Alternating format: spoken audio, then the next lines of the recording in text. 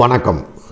இன்னைக்கு நாம இந்த வீடியோல critical analysis BNSS vs CrPC comparative study BNSS vs CrPC part 5 video வந்து பார்க்க போறோம்.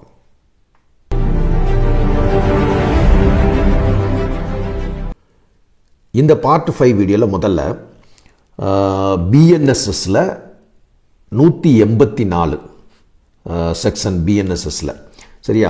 இதுக்கு கரஸ்பாண்டிங் செக்ஷன் பார்த்தீங்கன்னா சிஆர்பிசியில் 164 கேபிட்டல் ஏ, அதாவது medical examination of the rape விக்டிம்லாம் இருக்காங்க இல்லையா, இவங்களை வந்து மெடிக்கல் எக்ஸாமின் பண்ணுறப்ப ஒரு சின்ன வந்து ஒரு ஆல்ட்ரேஷன் தான் பண்ணியிருக்காங்க. அதாவது 184 சப் கிளாஸ் 6ல் இதுக்கு கரஸ்பாண்டிங் 164 சப் கிளாஸ் 6 ஒன்றும் இல்லை.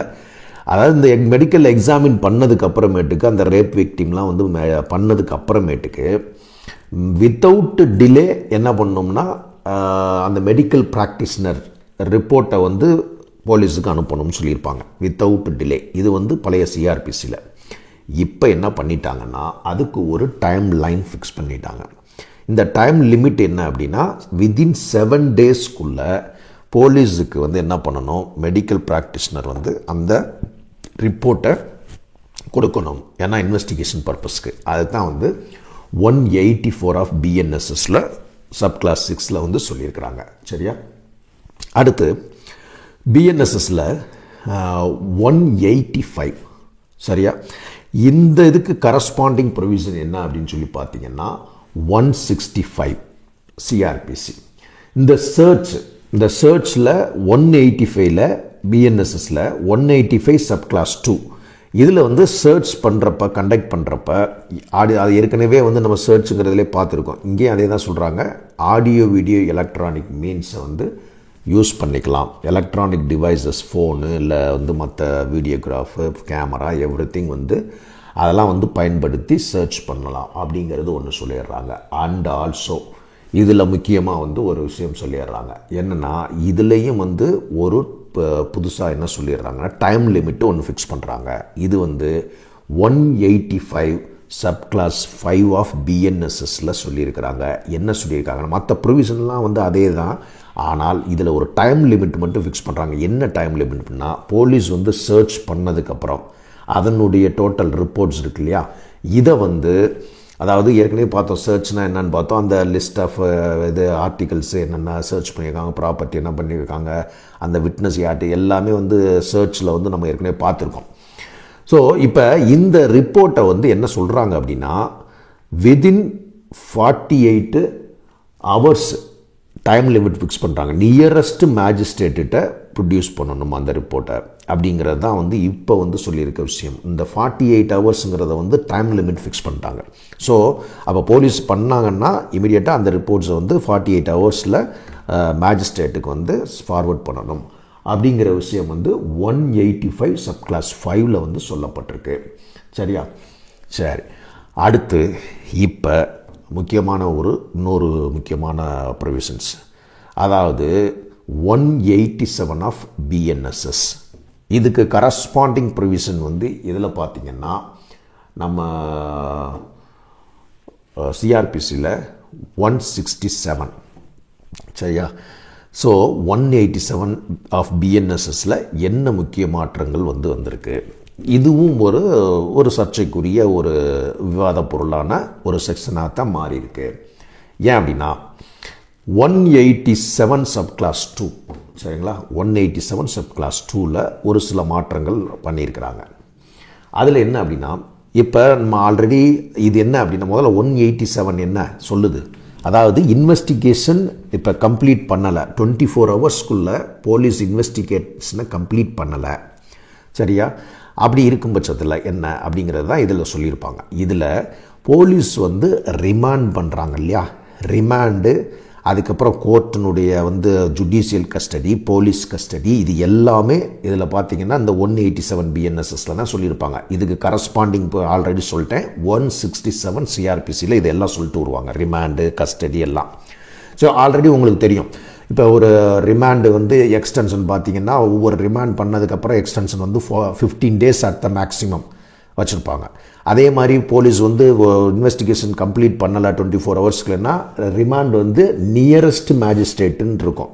ஏன்னா அதுலேயும் பார்த்தீங்கன்னா அந்த கன்சர்ன் மேஜிஸ்ட்ரேட் ஜூரிஸ்டிக்ஷனல் மேஜிஸ்ட்ரேட்டுன்னு இருக்காது, நியரஸ்ட் மேஜிஸ்ட்ரேட்டுன்னு இருக்கும். ஸோ அப்போ இப்போ எங்கேயாவது இருக்கிறாங்க, எங்கேயாவது இப்போ வேறு ஸ்டேட்டில் போய் பண்ணுறாங்க வைக்கிறாங்கன்னா கூட அங்கே இருக்க மேஜிஸ்ட்ரேட்டிட்ட போய் என்ன பண்ணலாம்னா அவங்கள ப்ரொடியூஸ் பண்ணிவிட்டு அந்த மேஜிஸ்ட்ரேட்டு அதில் சொல்லியிருப்பாங்க வித்தின் 7 டேஸ்க்குள்ளே என்ன பண்ணோம்னா அதை வந்து இங்கே ஃபார்வர்ட் பண்ணுவாங்க. அவ்வளோதான், அந்த இதை வந்து இங்கே ஃபார்வர்ட் பண்ணுவாங்க. இங்கே வந்து எந்த ஜூரிஸ்டிக்ஷனல் மேஜிஸ்ட்ரேட்டோ அதை வந்து கேரி பண்ணிவிட்டு அதுக்கடுத்து அந்த ப்ரொசீஜர்ஸ் ஃபாலோ பண்ணுவாங்க. இதெல்லாம் வந்து எல்லாமே 167 சொல்லியிருக்கு. இதே தான் இங்கே 187 வந்து சொல்லப்பட்டிருக்கு. ஆனால் இந்த 15 டேஸ் வந்து சொல்கிறாங்க இல்லையா, அப்போ ஒரு ரிமாண்ட் வந்து டோட்டலாக கொடுக்குறாங்க அப்படின்னா அந்த மேக்ஸிமம் 15 டேஸ் வந்து இது பண்ணுவாங்க இல்லையா.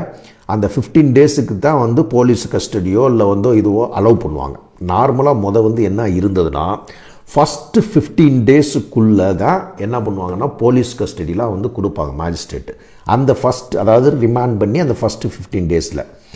அதுக்கு மேற்பட்டு போயிடுச்சுன்னா வந்து முதல்ல வந்து அலௌடு கிடையாது. அதுக்கப்புறமேட்டுக்கு தான் ஒரு சில வழக்குகள், குறிப்பாக இப்போ வந்திருக்க நம்ம தமிழ்நாட்டு வழக்கு செந்தில் பாலாஜி கேஸில் கூட வந்து ஒரு நிறைய கான்ட்ரவர்சி வந்துச்சு.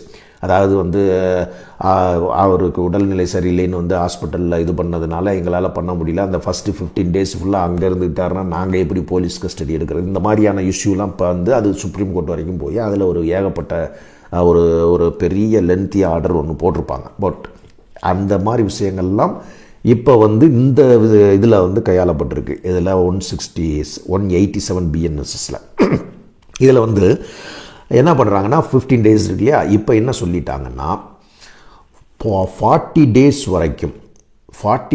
வரைக்கும் என்ன பண்ணலாம்னா போலீஸ் கஸ்டடி வந்து கொடுப்பாங்க. 40 டேஸ், அதாவது 40 டேஸ்க்குள்ளே எப்போ வேணாலும் போலீஸ் கஸ்டடி வந்து எடுக்கலாம் அப்படின்னு. எந்த மாதிரி வழக்குகளுக்கு 40 டேஸ் அப்படின்னா அந்த 60 டேஸ் டைம் பீரியட் இருக்கு இல்லையா. என்ன இதில் வந்து முக்கியமாக நீங்கள் பார்க்க வேண்டியது என்னென்னா 167ல் உங்களுக்கு ஏற்கனவே தெரியும். அதாவது ஒரு சார்ஜ் ஷீட்டு வந்து 60 டேஸு அல்லது 90 டேஸ்க்குள்ளே ஃபைல் பண்ணலைன்னா மேண்டேட்ரி பெயிலே வந்து கொடுக்க முடியும் கோர்ட் வந்து. அதாவது எந்த 60 டேஸ் அப்போ 90 டேஸ் அப்படிங்கிறது என்ன அப்படின்னு சொல்லி பார்த்தீங்கன்னா, ஃபார் எக்ஸாம்பிள் ஒரு அஃபென்ஸு 10 இயர்ஸு அதுக்கும் அதிகமாக தண்டனை கொடுக்கக்கூடிய வழக்குகள், டெத் சென்டென்ஸு அல்லது லைஃப் இம்ப்ரிசன்மெண்ட் கொடுக்கக்கூடிய இந்த 3 இது இருக்கு இல்லையா, இந்த வழக்குகள் மாதிரியான பிரிவு இருக்கு இல்லையா. அதாவது ஃபார் எக்ஸாம்பிள் 302லாம் இருக்குது. இதெல்லாம் வந்து லைஃப் இல்லாட்டி டெத்லாம் கொடுக்கலாம். ஸோ இப்போ இதுக்கு வந்து 90 நாளைக்குள்ளே சார்ஜ் ஷீட் வந்து போட்டாகணும். சார்ஜ் ஷீட் போலீஸ் போடலைன்னா கோர்ட் என்ன பண்ணலாம்னா சிஆர்பிசி 167ல் மேண்டேட்ரி பெயிலே வந்து என்ன பண்ணுவாங்க கொடுப்பாங்க, ஸ்டாச்சுட்டரி பெயில்னு சொல்லுவாங்க அதர்வைஸ். சரியா, இது மாதிரி இந்த வேர்ட் டிஃபைன் பண்ணலை, இருந்தாலும் பொதுவான வழக்கத்தில் பயன்படுத்துறது. அதே மாதிரி இப்போ 10 இயர்ஸ் ஆர் மோர் சொன்னேன், அதுக்கு கம்மியான வழக்குகளில் எவ்வளோ நாளைக்குள்ளே சார்ஜ் ஷீட் போடணும், 60 டேஸ்க்குள்ளே போடணும். சரியா, அப்போ அது போடலை அப்படின்னா ஃபார் எக்ஸாம்பிளுக்கு வந்து இப்போ 324 506 இது மாதிரி இதெல்லாம் இருக்கு இல்லையா. இப்போ இதெல்லாம் வந்து இப்போ இந்த 60 டேஸ்க்குள்ளே சார்ஜ் ஷீட் போடலைன்னா ஸ்டாச்சுட்டரி பெயில் கிடைக்கும். இதெல்லாம் வந்து இந்த 167ல் சொல்லியிருக்கு, 187லையும் சொல்லப்பட்டிருக்கு. இப்போ இந்த போலீஸ் கஸ்டடியை பொறுத்தளவுக்கு என்னென்னா, நான் அந்த 60 டேஸ் சொல்கிறேன் இல்லையா, அந்த மாதிரி வழக்குகள் இருக்கு இல்லையா, அதுக்கு அப் டு வந்து 40 டேஸ் வரைக்கும் என்ன பண்ணலாம்னா போலீஸ் கஸ்டடி வந்து கேட்கலாம். 40 டேஸ்க்குள்ளே எப்போ வேணாலும் அந்த போலீஸ் கஸ்டடி கொடுப்பாங்க. அந்த போலீஸ் கஸ்டடி வந்து 15 டேஸ் அட் த ஹோல். ஒரு டயத்தில் 15 டேஸ் வந்து இதாக கொடுக்கலாம், அல்லது 15 டேஸ் கம்மியாக எத்தனை நாள் வேணாலும் வந்து 5 நாளோ இல்லை 6 நாளோ அது எப்படி வேணாலும் கொடுப்பாங்க. ஆனால் இதில் முக்கியமாக அந்த 60 நாளுக்குள்ள சார்ஜ் ஷீட் போடக்கூடிய அந்த வழக்குகளுக்கு அப் டு 40 நாள் வரைக்கும் என்ன பண்ணாமனா போலீஸ் கஸ்டடி கொடுக்கலாம் அப்படிங்கிறது முக்கியமாக சொல்லியிருக்காங்க. அடுத்து 90 நாளுக்கு வந்து கொடுக்கக்கூடிய அந்த சார்ஜ் ஷீட் போடணும் அப்படிங்கிற அந்த வழக்குகளுக்கு 60 டேஸ் வரைக்கும் அப் டு 60 டேஸ்க்குள்ளே எப்போ வேணாலும் என்ன பண்ணலாம், ஃபஸ்ட்டு அந்த 60 டேஸ் இருக்கு இல்லையா ரிமாண்ட் பீரியடு, அதில் வந்து எப்போ வேணாலும் போலீஸ் கஸ்டடி வந்து கொடுக்க முடியும் அப்படிங்கிறது வந்து முக்கியமான ஒரு சேஞ்சஸாக இருக்குது. இது வந்து ஒரு விவாதத்துக்குரிய ஒரு இதாயிடுச்சு. என்னன்னா சப்போஸ் வந்து என்ன பண்ணுவாங்க, போலீஸ் ஆட்டோமேட்டிக்காக 40 அந்த 60 நாளுக்குரியதுன்னு வச்சுக்கோங்களேன். 40 நாள் வரைக்கும் என்ன பண்ணுவாங்கன்னா 39 நாள் வரைக்கும் சார்ஜ் ஷீட் இது பண்ண மாட்டாங்க. சார்ஜ் ஷீட் வந்து நாங்கள் போலீஸ் கஸ்ட் போடலை சார்ஜ் ஷீட் போடலைன்னு சொல்லிட்டு என்ன பண்ணுவாங்கன்னா வந்து ஃபுல்லாக போலீஸ் கஸ்டடியை அன்னைக்கு தான் வேணும்னே கேட்பாங்க. 39வது நாளில் கேட்பாங்க. 39வது நாளில் கேட்டாங்கன்னா ஆட்டோமேட்டிக்காக வந்து அதுக்கப்புறமேட்டுக்கு போகும். ஸோ அப்போ அது வரைக்கும் வந்து ஒரு சாதாரண குற்றத்துக்கு கூட பெயில் கொடுக்க முடியாத ஒரு நிலை ஏற்பட்டுருமோ அப்படிங்கிறது ஒரு விவாத பொருளாக இருக்கிற ஒரு விஷயம். இது எந்த அளவுக்கு அப்படிங்கிறது போக போக வந்து இம்ப்ளிமெண்ட் பண்ணுறப்ப தான் தெரியும். சரியா? பட் சட்டத்தில் இப்படி இருக்குது. அதனால் வந்து அப்படியே நம்ம சொல்லிடுறோம். சரியா? அதுக்கப்புறம் அதே இதில் பார்த்தீங்கன்னா 187 சப் கிளாஸ் 5 ஒரு சின்ன ஒரு எக்ஸ்பிளனேஷன் கொடுத்துருக்குறாங்க. அந்த எக்ஸ்பிளனேஷன் 2 ரெண்டாவது எக்ஸ்பிளனேஷனில் அது வந்து என்ன சொல்லிடுறாங்கன்னா அதில் ஒரு கண்டிஷன் வந்து ஒரு ஃபிக்ஸ் பண்ணுறாங்க. என்னென்னா அந்த போலீஸ் கஸ்டடி கொடுக்குறாங்க இல்லையா, போலீஸ் கஸ்டடியோ அல்லது ஜுடிஷியல் கஸ்டடி. இப்போ ஜுடிஷியல் கஸ்டடினா ஆட்டோமேட்டிக்காக வந்து அந்த எங்கள் ப்ரிசனில் தான் கொண்டு போய் இவரை வந்து டிடெயின் பண்ணுவாங்க. அல்லது சென்ட்ரல் கவர்மெண்ட்டோ ஸ்டேட் கவர்மெண்ட்டோ எங்கே வந்து இந்த ப்ரிசனுக்குரிய இது இடம் அலோகேட் பண்ணியிருக்காங்களோ அங்கே ரைட். ஆனால் போலீஸை பொறுத்தளவுக்கு என்ன சொல்லிடுறாங்கன்னா டீடைன்டு அந்த பர்சன்ஸை வந்து போலீஸ் கஸ்டடிக்கு எடுத்துகிட்டு போகிறப்ப போலீஸ் ஸ்டேஷனில் தான் வந்து பண்ணணும். ஏன்னா பிகாஸ் வந்து சில நேரங்களில் போலீஸோடைய இது வந்து வேறு ஒரு லாட்ஜு அது ரூமு அது இதில் வச்சு விசாரிக்கிறோம்னு சொல்லி வந்து வரும். பட் அதெல்லாம் அவாய்ட் பண்ணுறதுக்கு தான் டீடைன் பண்ணுறது வந்து என்னென்னா அதர்வைஸ் தேன் போலீஸ் ஸ்டேஷனில் பண்ணக்கூடாது அப்படிங்கிற வார்த்தையை வந்து கொடுத்துட்றாங்க. ஸோ அப்போ போலீஸ் ஸ்டேஷனில் அல்லது ப்ரிசனில் தான் வந்து இந்த ஜுடிஷியல் போலீஸ் கஸ்டடினா போலீஸ் ஸ்டேஷன், ஜுடிஷியல் கஸ்டடினா ப்ரிசன் இதில் வந்து இது பண்ணுங்கிறது இந்த எக்ஸ்பிளனேஷன் 187 சப் கிளாஸ் 5லையும் சொல்லிடுறாங்க. சரியா? அடுத்து இது வந்து ஃபுல்லாக பார்த்தீங்கன்னா அந்த 167 வந்து ஒரு முக்கியமான ஒரு சேஞ்சஸ், அதாவது பிஎன்எஸ்எஸை பொறுத்தளவுக்கு. அதுக்கப்புறமேட்டுக்கு பார்த்தீங்கன்னா 190 பிஎன்எஸ்எஸ் இது பார்த்தீங்கன்னா கரஸ்பாண்டிங் ப்ரொவிஷன் சிஆர்பிசியில் 170 சிஆர்பிசி.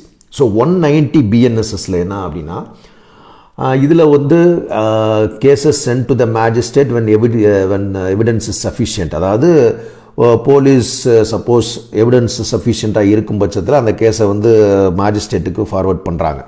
ஸோ இப்போ இஃப் இட் இஸ் பெயிலபிள் அஃபென்ஸாக இருந்தால் என்ன பண்ணுறாங்கன்னா போலீஸ் வந்து டேக்ஸ் செக்யூரிட்டி எதில் யார்கிட்ட இருந்து அந்த யார் வந்து அந்த பர்சன்ஸ் அக்யூஸ்டோ அவங்கள்ட்ட இருந்து செக்யூரிட்டி வந்து வாங்கி அப்பியரன்ஸ் எதுக்காக மேஜிஸ்ட்ரேட்கிட்ட வந்து நான் வந்து அடுத்து எப்போ இருந்தாலும் டே டு டே இதுக்கு வந்து நான் அப்பியர் ஆவேன் அப்படிங்கிறதுக்கு ஒரு செக்யூரிட்டி வாங்கிக்கிட்டு, அதாவது செக்யூரிட்டி என்ன இந்த பாண்டு இந்த மாதிரி வாங்குறாங்கல்ல, இந்த மாதிரி பெயில் பாண்டு இந்த மாதிரி இதெல்லாம். ஸோ செக்யூரிட்டியை வாங்கிக்கிட்டு என்ன பண்ணலாம்னா போலீஸ் வந்து அவங்கள வந்து கஸ்டடியிலே எடுக்காமல் இருந்தால் கூட செக்யூரிட்டியை மட்டும் வாங்கிட்டு அவங்கள வந்து விட்டுடலாம் அப்படிங்கிறத வந்து இந்த இதில் வந்து சொல்லியிருக்கிறாங்க. எக்ஸ்ட்ரா வந்து வேறு ஒன்றும் இல்லை. அதாவது செக்யூரிட்டியை போலீஸ் வந்து பெயிலபிள் அஃபென்ஸு இந்த மாதிரி இருக்கும் பட்சத்தில் செக்யூரிட்டியை வாங்கிட்டு போலீஸ் விடலாம். மேஜிஸ்ட்ரேட் வந்து இந்த மாதிரி கஸ்டடியில் எடுக்கலை இல்லை அப்படிங்கிறதுக்காக வேண்டி இதை வந்து டோட்டலாக அந்த ரிப்போர்ட்டை வந்து ரிஜெக்ட் பண்ணிடக்கூடாது அப்படிங்கிற விஷயத்தையும் வந்து சொல்லிடுறாங்க. இதில் சும்மா ஸ்லைட் சேஞ்சஸ் தான், வேறு ஒன்றும் இந்த 190 வந்து பெருசாக வந்து சொல்லலை. அடுத்து 193 ஆஃப் பிஎன்எஸ்எஸ். இதில் வந்து பார்த்தீங்கன்னா மெயினாக வந்து தட் இஸ் ரிப்போர்ட்டு வந்து forward to the magistrate. Police report வந்து கொடுக்குறாங்க இல்லையா, சார்ஜ் ஷீட்லாம் ஃபைல் பண்ணுறாங்கல்ல, அது சம்மந்தமாக வந்து சொல்கிறது தான் 193. இதுக்கு கரஸ்பாண்டிங் ப்ரொவிஷன் வந்து பார்த்திங்கன்னா 173 எஃப் சிஆர்பிசி.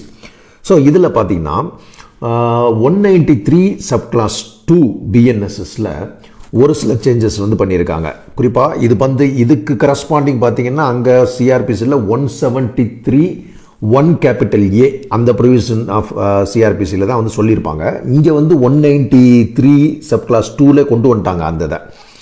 என்ன அப்படின்னா செக்ஸுவல் அஃபென்சஸை பொறுத்தளவுக்கு, அதாவது ரேப்பு இந்த மாதிரியான செக்ஸுவல் அஃபென்சஸ் பிஎன்எஸ் வந்து அதில் பார்த்திங்கன்னா என்ன கொடுத்துருப்பாங்கன்னா இப்போ இருக்க பிஎன்எஸ், அதாவது ஐபிசி மாதிரி பிஎன்எஸ்ன்னு வந்துருக்கு இல்லையா, பாரதிய நியாய சங்கீதா.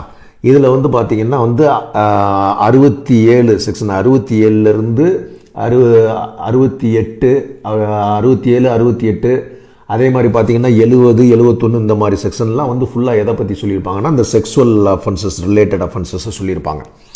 ஸோ இதில் வந்து இன்வெஸ்டிகேட் பண்ணி ரிப்போர்ட்லாம் போடுறாங்க இல்லையா, அப்படி போடக்கூடிய ரிப்போர்ட் வந்து விதின் 2 monthஸில் இது பண்ணியிருக்கணும்னு சொல்கிறாங்க.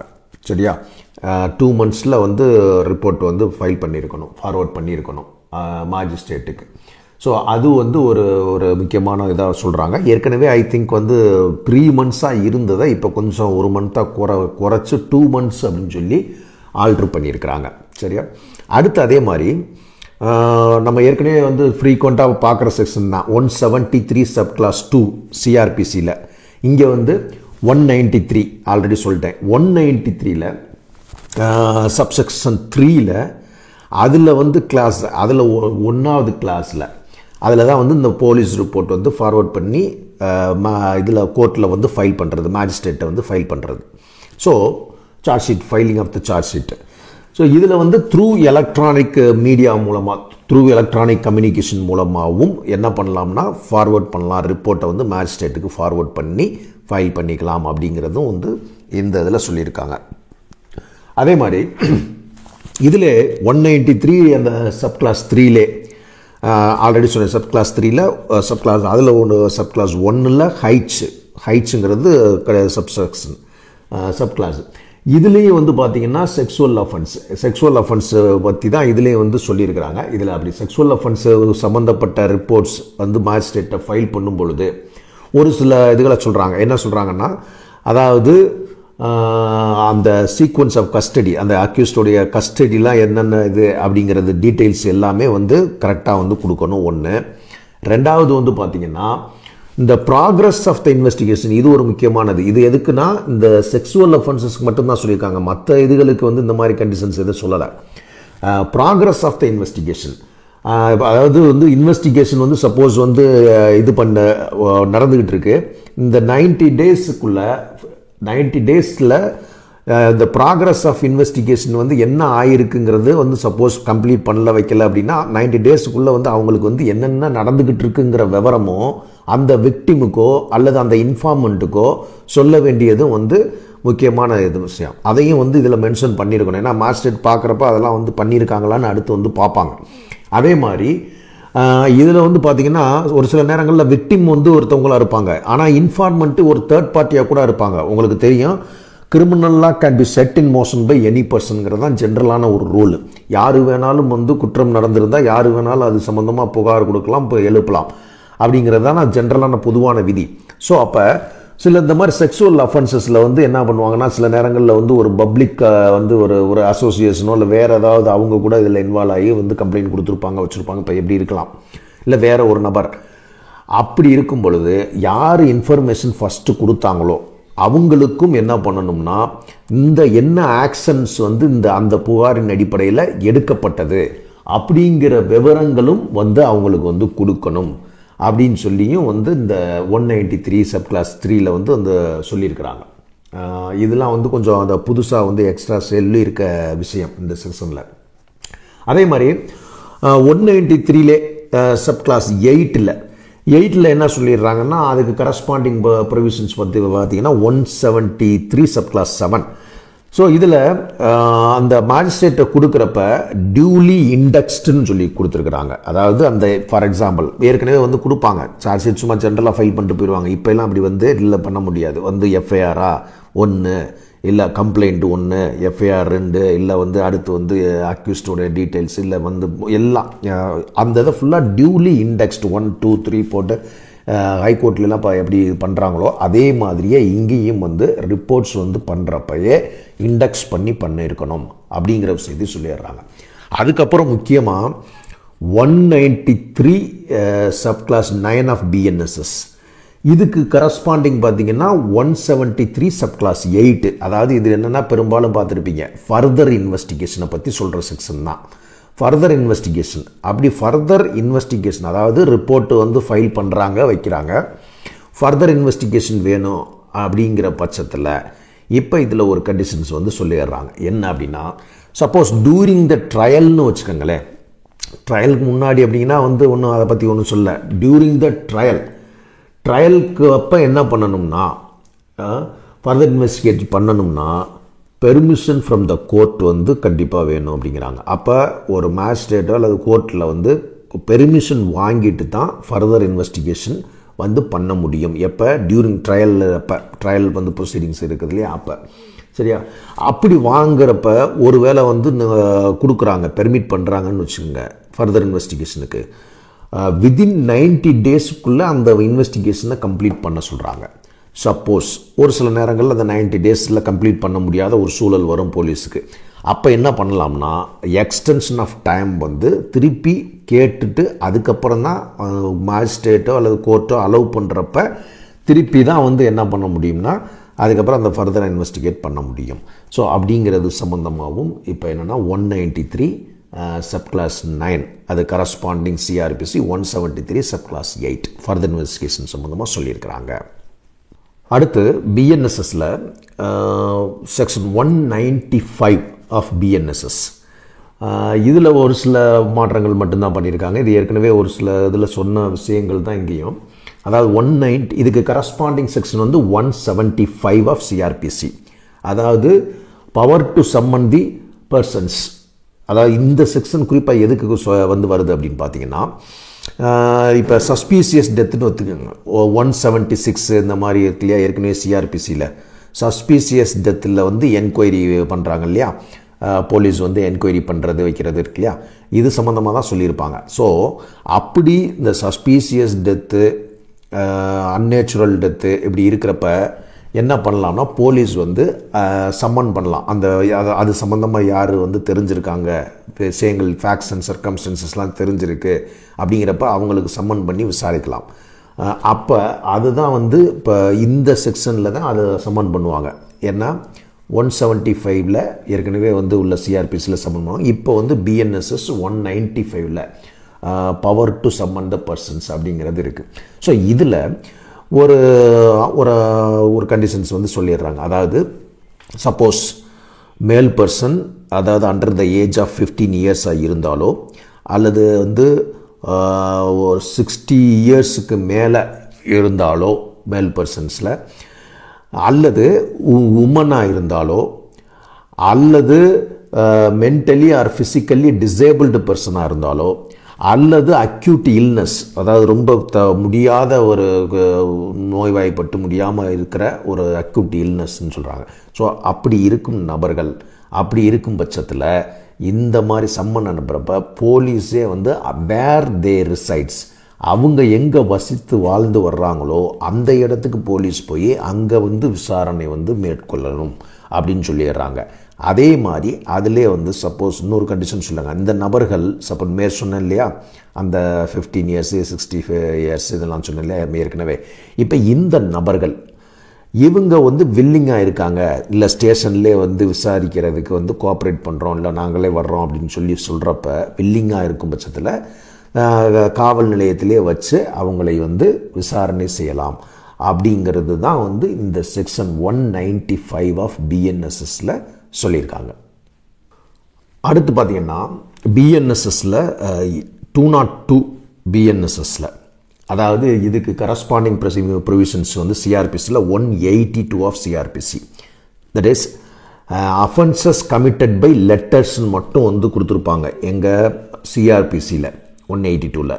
இப்போ அதனுடைய இதை வந்து மாற்றி 202ல் offences committed by the electronic communication letters எக்ஸட்ரான்னு சொல்லிடுறாங்க. அதாவது எலக்ட்ரானிக் கம்யூனிகேஷன், எலக்ட்ரானிக் இதை யூஸ் பண்ணி அஃபென்ஸ் நடக்கிறப்ப எங்கே வந்து அந்த ட்ரையல் வந்து கண்டக்ட் பண்ணுறது, பிளேஸ் ஆஃப் ட்ரையல், இதெல்லாம் சம்மந்தமாக தான் அந்த செக்ஷனில் சொல்கிறாங்க. அதாவது எக்ஸ்ட்ரா அந்த லெட்டர்ஸோடு சேர்த்து எலக்ட்ரானிக் கம்யூனிகேஷனுங்கிற வார்த்தையும் சொல்லி அதில் ஆட் பண்ணியிருக்காங்க. அது ஒன்று தான், அதில் வந்து வேறு எந்த மாற்றமும் அந்த செக்ஷனில் இல்லை. அதுக்கடுத்து பிஎன்எஸ்எஸில் செக்ஷன் 219 இதில் வந்து கரஸ்பாண்டிங் செக்ஷன் வந்து பார்த்திங்கன்னா சிஆர்பிசியை பொறுத்தளவுக்கு 198 சிஆர்பிசி. அதாவது prosecution for offences against marriage ரெலவெண்ட்டான அஃபென்சஸ் இருக்கு இல்லையா. ஸோ அந்த அஃபென்சஸ்ஸு இப்போ இந்த நிறையா இருக்கும், பைகாமி அது இதெல்லாம் இருக்கு இல்லையா. மேரேஜ் ரிலேட்டட் ஃபஸ்ட்டு ஒய்ஃப் இருக்க போய் செகண்ட் ஒய்ஃபை மேரேஜ் செகண்ட் பர்சன்ஸை மேரேஜ் பண்ணுறது, இல்லை ஃபஸ்ட்டு மேரேஜை மறைச்சிட்டு அந்த மாதிரியான மேரேஜ் ரிலேட்டட் அஃபென்ஸு 498A இதெல்லாம் வந்து மேரேஜ் ரிலேட்டட் அஃபென்ஸாக இருக்கிறனால இந்த அஃபென்சஸை வந்து அந்த நீங்கள் பார்த்துருப்பீங்க 198 சிஆர்பிசியில் அந்த குறிப்பிட்ட அந்த அக்ரீவ்டு பர்சன்ஸை வந்து அவங்களுடைய கம்ப்ளைண்ட் பேரில் தான் வந்து கோர்ட் கேன் டேக் காக்னிஜன்ஸ், அதர்வைஸ் வந்து எடுக்க மாட்டாங்க அப்படிங்கிறதுலாம் இருக்குது அதில். ஸோ அதுலேயே சில கண்டிஷன்ஸ்லாம் வந்து கொடுத்துருக்குறாங்க. அப்படி கொடுக்கப்பட்ட அந்த 198 சிஆர்பிசிக்கு கரஸ்பாண்டிங் பிஎன்எஸ்எஸில் வந்து பிஎன்எஸ்எஸ் 219 இந்த செக்ஷனில் 219 சப்கிளாஸ் 1 A இதில் வந்து என்னன்னா வந்து பார்த்திங்கன்னா அந்த இப்போ ஃபார் எக்ஸாம்பிள் அப்படியே வந்து அந்த அக்ரீவ்டு பர்சன் வந்து சைல்டாக இருக்கும் பொழுது இந்த மேரேஜ் ரிலேட்டட் அஃபென்சஸில் இதில் பார்த்திங்கன்னா அந்த ஐபிசி மாதிரியே பிஎன்எஸ் இருக்கு இல்லையா, அதில் வந்து பார்த்திங்கன்னா செக்ஷன் 81லேருந்து 84 வரைக்கும் பிஎன்எஸ், அதாவது பாரதிய நியாய சங்கீதா ஐபிசியோடைய இப்போ நியூ வெர்ஷன் தான் வந்து இந்த பிஎன்எஸ்ங்கிறது. ஸோ இது வந்து பிஎன்எஸ்எஸ், அது வந்து பிஎன்எஸ், ரைட்டா. ஸோ அப்படி அந்த மேரேஜ் ரிலேட்டட் அஃபென்சஸில் சப்போஸ் புகார் கொடுக்கறது வந்து சைல்டாக இருக்கும் பட்சத்துலையோ அது மாதிரி, அதாவது உள்ள செக்ஷன்ஸில் எப்படி இது பண்ணியிருப்பாங்கன்னா வந்து அண்டர் த ஏஜ் ஆஃப் 18 சொல்லி கொடுத்துருப்பாங்க. இப்போ என்ன பண்ணிட்டாங்கன்னா சைல்டுன்னு மட்டும் ஜென்ரலாக வந்து கொடுத்துட்டாங்க. அதே மாதிரி வந்து என்னென்னா லுனாட்டிக் இடியாட்டிக்னு சொல்லிட்டு அந்த மாதிரியான வேர்ட்ஸ்லாம் வந்து இப்போ என்னென்னா இந்த பிஎன்எஸ்எஸில் அந்த வேர்ட்ஸ்லாம் வந்து டோட்டலாக எடுத்துட்டாங்க. இப்போ வந்து சொல்லியிருக்கிறது அதுக்கு பதிலாக சொல்லியிருக்க கரஸ்பாண்டிங் வேர்டு அன்சவுண்ட் மைண்டு பர்சன்ஸ்னு சொல்லிட்டாங்க, சரியா. அதே மாதிரி இன்டலெக்சுவல் டிசபிலிட்டி இந்த மாதிரி பர்சன்ஸ்லாம் வந்து அப்படி இருக்கும் பட்சத்தில் அவங்க டைரெக்டாக புகார் கொடுக்க முடியாது. இந்த மேரேஜ் ரிலேட்டட் அஃபென்ஸில் அவங்க பாதிக்கப்பட்டிருக்காங்க வச்சுருக்காங்கன்னா, அப்படிங்கிறப்ப அவங்க ஒரு கார்டியனோ இல்லை வேறு ஒரு நபர்களை வந்து வைத்து புகார் கொடுக்கறதுக்கான ஒரு ப்ரொவிஷன் தான் இதை சொல்லியிருப்பாங்க. ஸோ அதை தான் இங்கேயும் வந்து சொல்கிறாங்க. பட் அந்த நேம் வந்து சேஞ்ச் பண்ணியிருக்காங்க, அன்சவுண்ட் மைண்ட் சைல்டு அப்படின்னு சொல்லி சேம். அதே மாதிரி அவங்களுக்குரிய அந்த கார்டியனை வந்து அப்பாயின்ட் பண்ணுறதுக்கும் பண்ணலாம்.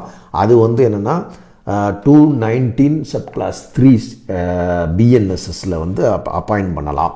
அப்படி அப்பாயின்ட் பண்ணும் பொழுது அந்த கார்டியனுக்கு வந்து ஒரு ஃபார்மலாக ஒரு நோட்டீஸ் கொடுத்து அவங்களுடைய கன்சர்ன் பேரில் கார்டியன் வந்து அப்பாயின்ட் பண்ணி அந்த கம்ப்ளைண்ட்டை வந்து ப்ராசிக்யூட் பண்ணலாம். அந்த கம்ப்ளைண்ட் பேரில் நடவடிக்கைக்கு போகலாம். இதெல்லாம் வந்து இந்த 219 வந்து பிஎன்எஸ்எஸில் சொல்லப்பட்டிருக்கு. ஸோ இந்த பார்ட்டு 5 வீடியோவில் நம்ம ஆல்மோஸ்ட் வந்து நிறையா பார்த்துருக்கோம். மேலும் இதே மாதிரி ஒரு கம்பேரிட்டிவ் அனாலிசிஸ் பார்ட் 6 வீடியோவில் உங்களை சந்திக்கும் வரை